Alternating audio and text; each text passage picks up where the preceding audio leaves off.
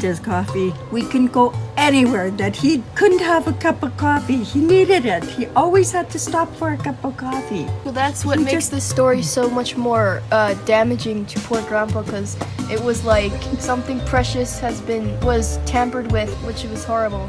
A violation of human rights or whatever. After the hours on the road in anticipation of a cup of coffee, steaming black coffee in the cup. And here, a steaming pile of trash. It was it was so devastating to the poor man.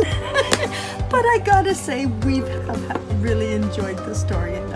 Yep, and this is Grandma, by the way, so it's a valid source. Don't, I'm not paying an actor to expose Grandpa. It's a valid source here. It's so amazing. It doesn't matter which trucker you talk to. They all know this truck stop and this coffee. That's so funny. It's like the boogeyman of the It is. world. Would you say that the coffee had the consistency of a booger?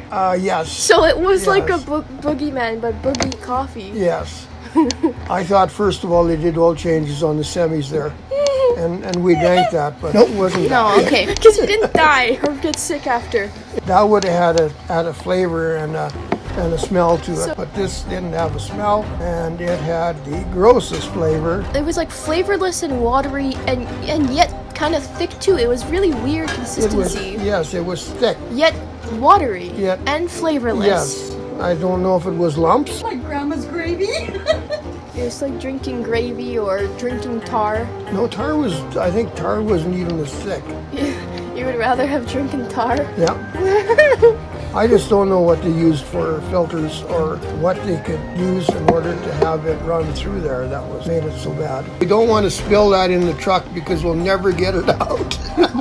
I had called Grandpa and said, hey, like, do you mind making the story video? And then he had almost like PTSD sort of flashbacks in like green and white, but instead of like bombing bombs, it's just like the coffee flavor bombing in his mouth. It was like nobody invaded a country, the coffee invaded his taste buds, and that was the problem. Yes, it was a taste I've never had in coffee. Okay.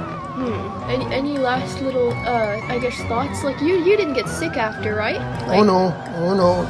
If I would drank the cup, I probably would have been sick. But no, one taste was all it took. It was just a really terrible experience.